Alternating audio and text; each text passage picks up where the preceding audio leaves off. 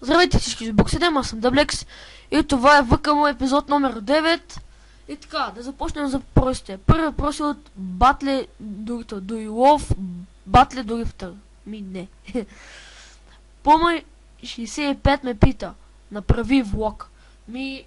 Сега не съм точно по влоговете, но по-нататък може би ще направя някакъв влог, но не се знае кога. Ще видите вие. Очаквайте, не се знае просто. Следващия въпрос е от Сабо. Ще правиш ли батлите в Самп? Да, я знам. Така. Следващия въпрос е от Дракон Дона 21. На колко години беше когато направи първия си клип?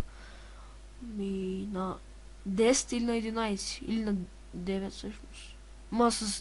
Не знам за какво ме пита за... с геймплей говорене или без говорене? Без говорене беше още първи клас, втори. Не, тогава аз нямам компютър. Четвърти клас или трети беше първия клип без говорене, а първия ми беше като бях на 11 или на 10. Така. Вайпера ме пита, искаш ли да снимаш с мен? Може, но не се знае.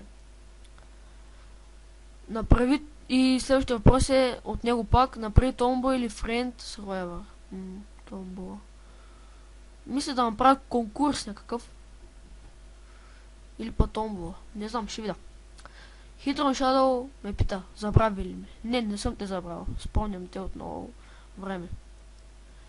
Така, Никик ме пита, ще правиш ли състезания с приятели? Не знам за какви състезания говориш. Каква ти е характеристиката на компа? Ме пита скенера долна. Така, характеристиката ми е 4 RAM, двоядрен по 2,70, 64 битов,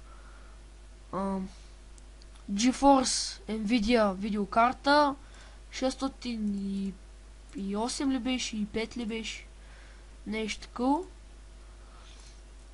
И това е. И втория въпрос от него пак е какво ще има, кога ще има FaceTime? Не знам. Чоки ме пита, ядеш ли картофки?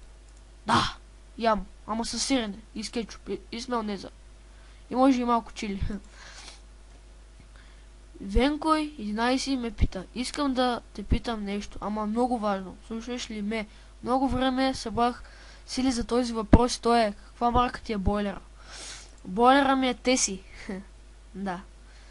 Но мислим да купуваме нов. Защото той е доста стар и много бавно се загрява. Така. И това беше от мен. Задайте въпроси, отново ви казвам. Тия въпроси за сега не бяха много, но да има след този епизод повече, за да отговарям. И довиждане!